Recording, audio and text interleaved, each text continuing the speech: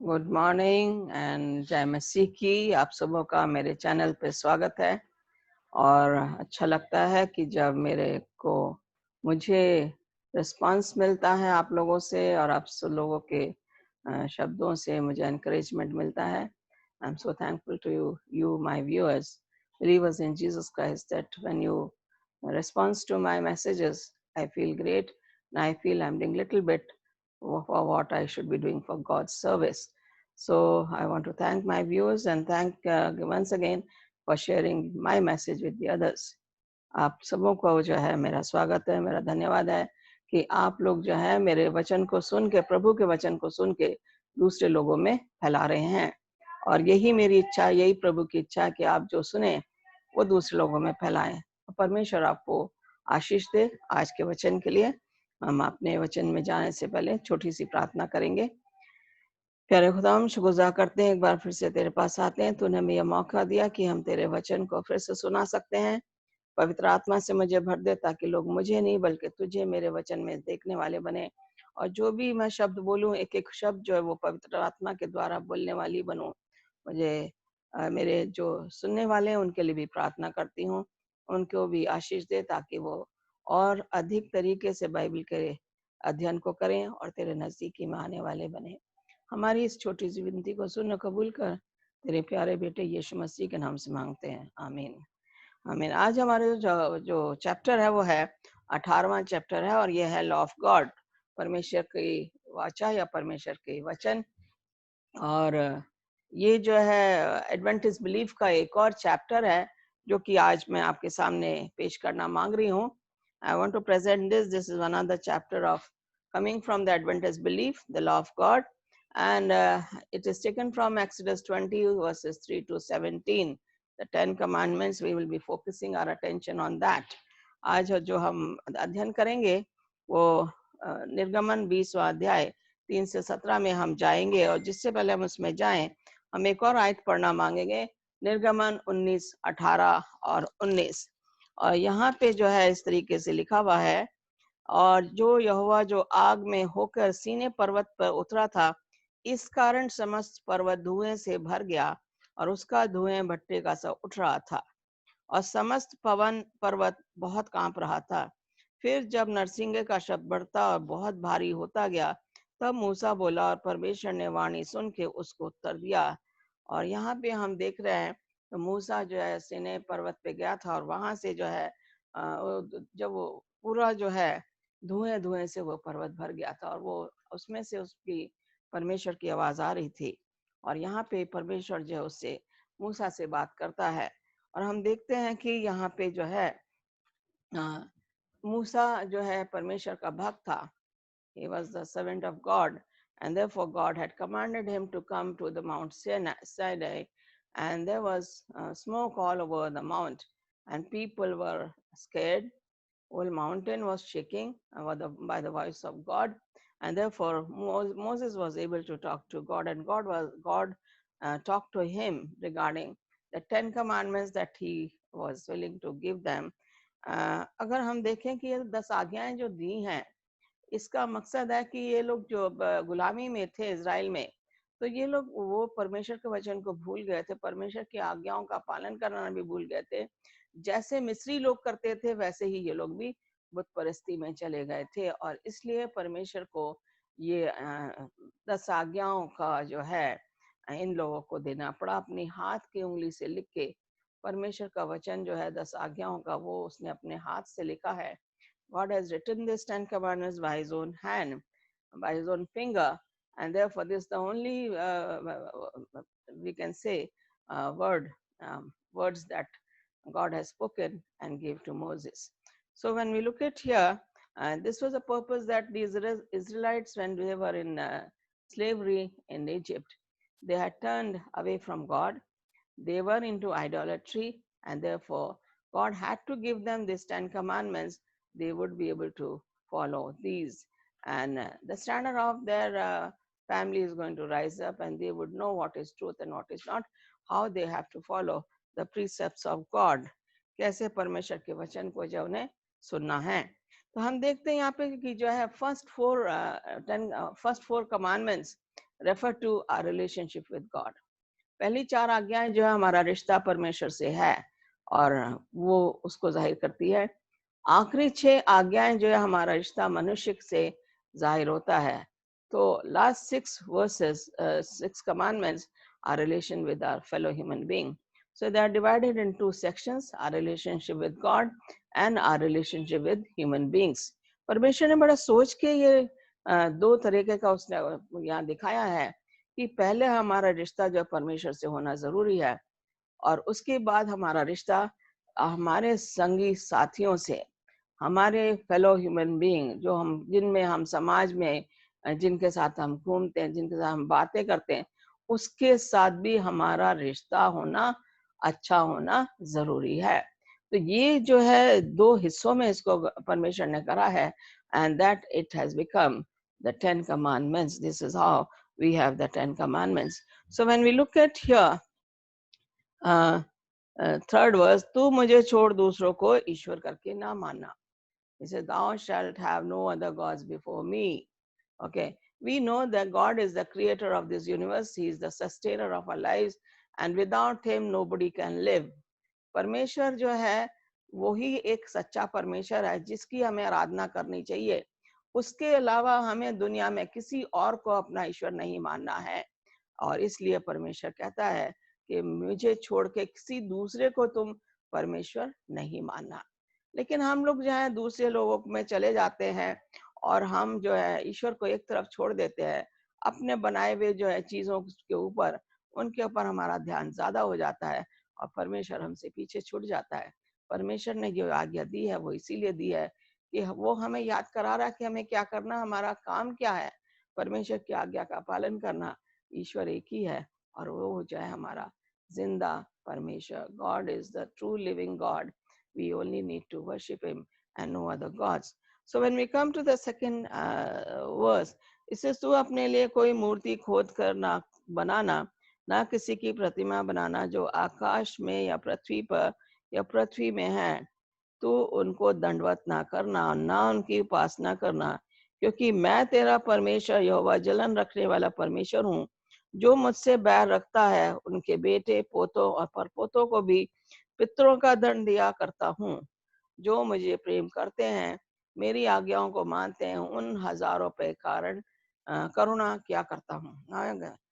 Very clearly God is telling him, you shall not worship any other gods, any of the man-made gods, people have begun to worship them. Very clearly God says, do not worship those idols that you are keeping in your home. Do not worship them. He says, if you are doing that, you are making other god as the gods made by you. I will punish you to your third and fourth generation also. मैं तुम्हारे पितरों और तुम्हारी तीसरी और चौथी वंशों को भी मैं सजा दूंगा। But if you worship me and teach your children my statutes, I will have my mercy on you. वो कहता मैं अपनी करुणा तुम्हारे पे उंडेल दूंगा, तुम मुझे मेरी आराधना करोगे, मेरी आराधना नहीं करोगे तो मैं तुम्हें सजा दूंगा। बड़ा क्लियर कट हमारा वो है रिलेशन, हमारा बड़ा पवित्र रिलेशन हमारा परमेश्वर से होना जरूरी है। तीसरे आज्ञा में देखें कि तू परमेश्वर का नाम व्यर्थ ना लेना। ओके, क्योंकि जो यहोवा का नाम व्यर्थ ले उसको निर्दोष ना ठहराएगा। ओके, वह उसको क्योंकि जो यहोवा का नाम व्यर्थ ले हुआ है उसको निर्दोष ना ठहराएगा। अब परमेश्वर का जो वचन है very clearly it says, thou shall not take the name of the God in vain. हम क्यों परमेश्वर का नाम फालतू में लेते हैं? परमेश्वर का नाम बड़े हमें संजीदगी से लेना, अपने मन में श्रद्धा होनी चाहिए जब हम परमेश्वर का नाम लेते हैं। मैं देखती हूँ कि लोग कहते by God, okay, people use the word by God, they swear in the name of God, and that is not required by us, because God's name has to be taken with reverence. God's name has to be done with great humility, and then only we can take his name. We cannot say anywhere by God. कहीं भी हम जाके by God नहीं बोल सकते। उसको हम अगर by God बोलेंगे, परमेश्वर की हम क्या कर रहे हैं? उसकी इज्जत नहीं रख रहे हैं, उसको सम्मान नहीं दे पा रहे हैं। आइए हम ये भी ध्यान में रखें कि when we are taking the name of God, we should not utter by God, or we should not swear in the name of God. We should only take His name out of reverence coming from our hearts. हमारे दिलों से उसकी श्रद्धा होनी चाहिए और हमें परमेश्वर का नाम बड़े संजीदगी से लेना चाहिए। चौथा कमांडमेंट जो बता रहा है, remember the Sabbath day to keep it holy, कहता परमेश्वर कह रहा कि याद करके, एक ये ऐसी आज्ञा है जिसमें उसने बोला याद करके, स्मरण करके, remember, this is the only commandment which says remember. He is not saying any other commandments. In the first commandment, no. Second, no. Third, no. Fourth one, he says, remember. Now, when we look at this commandment, it says, my next topic is going to be on Sabbath. So I will elaborate more on that. अगला जो मेरा topic है सबत के ऊपर, उसके ऊपर मैं थोड़ा सा और ज़्यादा ध्यान दूंगी। अभी मैं थोड़ा सा ब्रीफ में ही आपको बताती हूँ। तो यहाँ पे अगर देखा जाए कि परमेश्वर ने सृष्टि की है 6 दिन में और 7वां दिन हमारे लिए है। He created the world in 6 days and 7th day belongs to us. And therefore 7th day is for us to worship God and the Creator and in the best of our knowledge. So when we look at God has given us this day, why shouldn't we worship God? He says, you have 6 days, give the 7th for me. Remember that I have created the world in 6 days. वो कहता है याद करो कि मैंने इस दुनिया की सृष्टि 6 दिन में की है और 7वें दिन मैंने अपने इन दुनियावी कामों से मैंने छुटकारा पाके उसको सबत को आशीषित किया है। और जब परमेश्वर इसको आशीषित कर रहा है तो यहाँ पे बड़े क्लियरली कह रहा है कि विश्राम का दिन है। दूसरा कह रहा कोई भी काम ना करना। अगर देखें इसकी 20वें की 10वीं आयत से, परंतु 7वां दिन तेरे परमेश्वर यहोवा के लिए विश्राम का दिन है और ना तेरा बेटा, ओके, ना जो कोई किसी भांति का काम करना, ना तेरा बेटा, बेटी, दास, दासी, पशु, परदेसी जो तेरे फाटकों में, इन सब का उसने नाम ले लिया। तुम्हारा नौकर, तुम्हारे दास, तुम्हारे दासी, तुम्हारे घर बेटे, तुम्हारी बेटियां, मतलब जो भी तुम्हारे परिवार में, किसी को भी काम नहीं करना चाहिए। कौन से काम की बात कर रहा है? दुनियावी कामों के बारे में। हम लोग अक्सर जो है एडवेंटिस्ट लोग जो है ज्यादातर हम देखते हैं फ्राइडे आफ्टरनून आ जाता है, we feel very great when Friday comes because we know that now we are free from our labour, physical labour, and we can rest on Sabbath. हम सैबथ के दिन जो है खुशियां मना सकते हैं और फ्राइडे से ही हमारी सैबथ शुरू हो जाता है। और हम जो है कोशिश ये रहती है कि हम सब कुछ जो भी हमने परचेजिंग करना है वो फ्राइडे को कर लें दोपहर में, और फिर सैबथ के दिन हम कुछ नहीं खरीदेंगे। और ये है हमारी श्रद्धा जो परमेश्वर की ओर है। So when God says do not do physical labor, and we try and teach these to our children that we have to buy everything on Friday itself because we have to have enjoy the Sabbath blessing from God on Sabbath, the special day which God has created for us, and He wants us to remember this day as a special day in our life.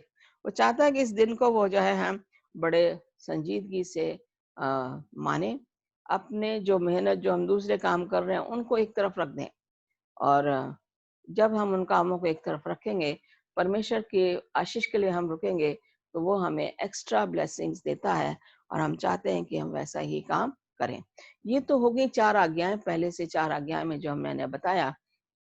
अब हम चलेंगे कि हमारा रिश्ता आदमियों से कैसे हो सकता है, समाज में हमारा रिश्ता कैसे है, हमारे संगी लोगों के लिए, हमारे पड़ोसियों के लिए, हमारे साथ जो लोग मिलते जुलते उनके साथ हमारा रिश्ता कैसा होना चाहिए। तो यहाँ पे जो सबसे पहले जो बताया है, a relationship with our fellow human being. We are moving on to that section of our 10 commandments and how we should be moving around with our fellow human being. How should we treating them? This has to be there. So when we look at here, the 5th commandment easily says, honor thy father and thy mother. Okay, बड़ा अच्छा commandment है कि बता रहा है कि हमें किसकी इज्जत करनी चाहिए। परमेश्वर के अलावा हमें अपने माता पिता, अपने बड़े लोग जो हमारे परिवार में, जो हमारे पड़ोस में है, जो हमारे समाज में है, हमें अपने माता पिता के साथ इनकी भी इज्जत करने की जरूरत है। So when we look at here, he says, honor thy father and thy mother. इसमें एक और चीज परमेश्वर ने ऐड की है, और वो है इस कारण 7वें दिन विश्राम, जिससे जो देश, अच्छा, another thing that it tells is that you will be blessed with a long life. Okay, if you honor your father and mother, you will be blessed with a long life. So when we look at here, blessings are coming from the long life. So blessings are coming to you when you are doing God's work. And then it says that is the 5th commandment. Now we move on to commandment number 6. Thou shalt not commit murder. Okay. खून नहीं करना. Thou shalt not kill. So when he says thou shalt not kill, इसका मतलब क्या है? Do we have any respect for our fellow human being? Do we have jealousy and hatred against our fellow human being, that we come to a certain extent that we try and kill our fellow human being? And Bible clearly says not to do that. That is a sin. Killing a person is killing your fellow human being, and therefore this is our relation with a fellow human being. So when we look at here, you shall not murder, that means purity, and that is God wants us to protect life.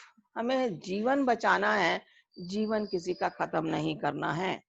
7th commandment says thou shall not commit adultery, and that's very clearly, it says purity in relationship. It is pertaining to husband and wife's relationship that has to be very pure, and each must trust the other person. हम देख रहे हैं कि आजकल जो है adultery बहुत common सी चीज हो गई है, और रेप जो है इसका एक और मुद्दा है जो कि समाज में लोग परेशान हो जाते हैं, और इसलिए जो है शैतान अपना पूरा काम कर रहा है. वो चाह रहा है कि हम अपने रास्ते से भटक जाएं और हम ऐसी गंदी आदतों में पड़ जाएं जिससे कि हम बाहर ना निकल सकें. और शैतान जो है हमें अक्सर वो बुराई की ओर ढकेलता है. Satan often leads us to evil, and therefore, when we are very clearly, it says we have to protect the purity in our relationship with our spouse. Okay, and then if we are true to each other, there is going to be joy in your family. And if you follow or get away from your family relation, definitely you're going to commit a sin. Thou shalt not commit adultery. Very clearly, Bible tells this, and this is done with we do with a fellow human beings. हम देखते हैं rape कितने हो रहे हैं, और हमारा जो रिश्ता है वो क्या सब खत्म हो गया. हमने अगर ये कमांड, एक भी कमांडमेंट अगर हमने तोड़ा, हमने सारे कमांडमेंट तोड़ दिए. तो बड़ी अच्छी आज्ञा है कि thou shall not commit adultery. And then we have the 8th commandment, which says thou shall not steal. This is very common. When people don't work, they like to steal, and they make themselves a better person by stealing. That becomes their profession, and we have to protect the property. We have to see that we don't need to steal. This is another sin that we are doing. A person going into other person's house and stealing, that is our relationship with the other person. And if we are not, if the thief is not able to steal, he will either kill the person and then do the stealing. तो ये क्या काम है कि हम लोग दूसरे के लिए हम इज्जत नहीं रखते, दूसरे के घर की प्रॉपर्टी में जाके हम अपना मान मांग के. और जो चोर जो है वही करता है, वो जाता है दूसरे के घरों में और जाके क्या करता है, वो चोरी करता है. अगर चोरी करते में वो पकड़ा गया, घर का कोई मेंबर उठ जाता है, तो क्या करता है, उसको मार भी देता, फिर सो चोरी का सामान ले जाता है. तो यहाँ पे मारना और चोरी करना, ये हमारा रिश्ता समाज से कैसा है? हम समाज के लिए क्या कर रहे हैं? क्या हम उनका सामान को चोरी करने के लिए हमें परमिशन ने बनाया है? नहीं. हमें अपनी प्रॉपर्टी के साथ साथ हमें दूसरी की प्रॉपर्टी को भी देखना है. अगर कोई परेशानी में तो हमें जाकर उसकी मदद करनी चाहिए, ये बाइबल कहती है, तभी हम दूसरे की जान बचा सकते हैं. और यहाँ पे बड़ा क्लियरली कह रहा है कि दूसरे, तुमने चोरी नहीं करनी है. You don't have to steal. That is a sin against your fellow human being. Thou shalt not commit adultery, sin against a fellow human being. thou shalt not murder. That's a sin against a human being. And when we come to the 9th commandment, it says, thou shalt not bear false witness, okay, against your neighbor. ये बड़ा वो है कि false witness, दो चीजें हैं जो कि हमारी बाइबल निर्धारित पे है, जो हमें बताती है कि हमें सच्चाई पे जाना है। शैतान हमें बताता है कि हमें बुराई की ओर जाना है, हमें झूठ के ऊपर हमें अपनी बात रखनी है। हम देखते हैं कि जहां भी आपने अगर एक झूठ बोला तो आपको दूसरा झूठ भी बोलना पड़ेगा, दूसरा झूठ बोला तो तीसरा झूठ भी बोलना पड़ेगा, तीसरा बोला तो फोर्थ भी बोलना पड़ेगा। So when you begin to witness against someone and give a false witness, ultimately the truth comes out and you are insulted, you are embarrassed by your own false witness that you have given against your neighbor. अपने पड़ोसी के खिलाफ आपने जो झूठी गवाही दे दी, आपकी झूठी गवाही जो है आपको परेशानी में डाल सकती है। और परमेश्वर चाहता है कि हम अपने पड़ोसी के साथ न्यायपूर्वक उसकी गवाही दें, सच्चाई जो है उसके ऊपर हम अडिग रहें। और अगर हमने झूठी गवाही दे दी तो ये हमारा एक और मुद्दा है कि हमारा रिश्ता हमारे पड़ोसी से बिगड़ गया, हमने बिगाड़ लिया, बिगड़ा नहीं, हमने बिगाड़ा है। और शैतान ने हमें चाहा है कि हम अपने झूठे पड़ोसी की ओर हम झूठ की बात बोल के और उसको परेशानी में डाल दें। परमेश्वर ये नहीं चाहता कि हम झूठ बोलें। अब यहाँ पे देखा गया है कि आखिरी कमांडमेंट जो बोला गया, you shall not covet your neighbour's home and you shall not covet your neighbor's wife. Now when we look at here, neighbor's house, okay, so when we look at here it says तो किसी के घर का लालच ना करना, ना तो किसी स्त्री का लालच करना, ना किसी के दास दासी बैल गधे, ना किसी की वस्तु का लालच करना। बड़ा क्लियरली करा, not neighbor's wife, not neighbor's animals, servants, everything is given here. And not anything that the neighbor has you should not covet. लालच नहीं करना, पड़ोसी की किसी भी चीज का लालच नहीं करना है। God has given you enough, so why should we covet the neighbor's things? So that is what we see here. The 10 commandments are the reflection of God's character. परमेश्वर के चरित्र को जो है 10 आज्ञाएं हमें बता रही हैं, परमेश्वर क्या चाहता है हमसे, और वही हमें जो है करना है। They define a relationship with Creator. Okay. ये जो 10 आज्ञा है, हमारा रिश्ता परमेश्वर के साथ कैसा है और हमारा रिश्ता हमारे पड़ोसी के साथ कैसा है, जिनके साथ हम घूमते हैं, जिनसे हम बातें करते हैं, जिनके साथ हम काम करते हैं, उनके साथ हमारा रिश्ता क्या है। David says your commandments are my delight.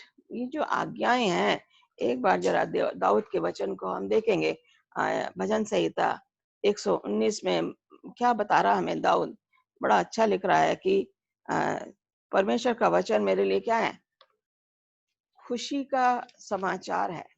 और मैं इसको एग्जैक्ट वर्ड्स पढ़ना मांग रही बाइबल से, 119 का 97, और आपके साथ बाइबल आप बाद में रेफर कर सकते हैं।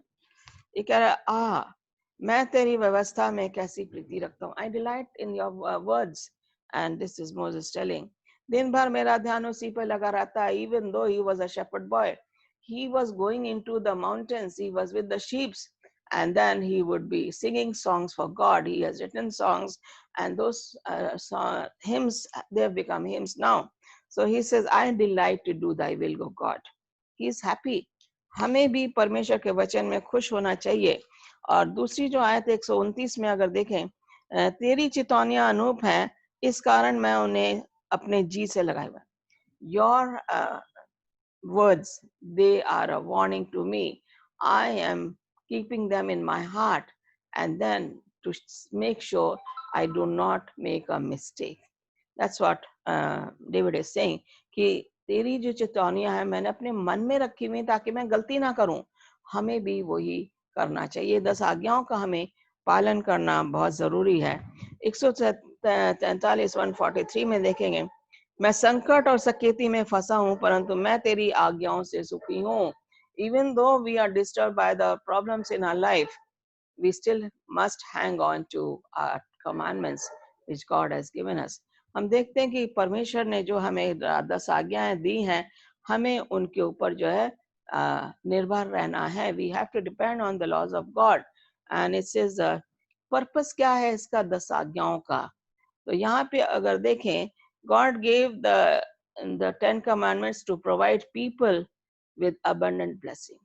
ये 10 आज्ञाएं का जब हम पालन करते हैं, हमारे पास बहुत ज्यादा आशीषें परमेश्वर हमें देता है.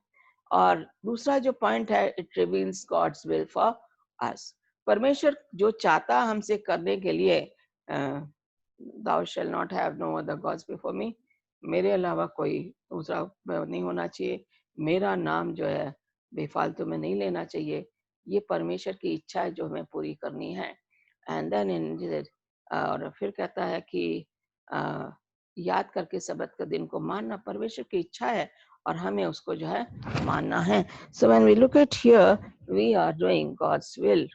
And then we say, ये हमारे गुनाहों को और हमें हमारी गलतियां बताती है परमेश्वर की इच्छा. जब वह परमेश्वर की इच्छा हमारी गलतियों को बताती है, तो हम जो है क्या करते हैं, हम अक्सर जो है हम भूल जाते हैं कि हम क्या कर रहे हैं. और फिर हम देखते हैं एजेंट इन कन्वर्शन. ये हमें बता रहा है, हमारे अंदर चेंज लाता, बदलाहट लाता, brings change in ourselves. And therefore 10 commandments are very good for us. क्योंकि इसका the law of the Lord is perfect converting the soul. वचन संहिता में 19:7 में बोला गया, परमेश्वर की आज्ञा जो है उसमें कोई गलती नहीं है, बिल्कुल सिद्ध है, और वो हमें बता रही है कि हमने कहाँ गलती की है. और फिर जो है परमेश्वर की जो आज्ञा है यूहन्ना 8:34 में, whoever commits sin is a slave of sin. अगर हमने गलती की है, हम उसके गुलाम बन गए, पाप के गुलाम में. परमेश्वर हमें पाप की गुलामी से छुटकारा दे के अपने पास लेके जाता है. वो कहता है अपने सारे गुनाह मेरे पास लाओ, bring all your burdens to me, I will give you freedom. तो परमेश्वर ने जो है हमें सारी फ्रीडम दे रखी है, और जब उसने हमें फ्रीडम दे रखी है तो हमें उसी का जो है पालन करना चाहिए. और फिर कहता है ये जो आज्ञा दी हुई है, during the bondage in Egypt Israel did not recognise God.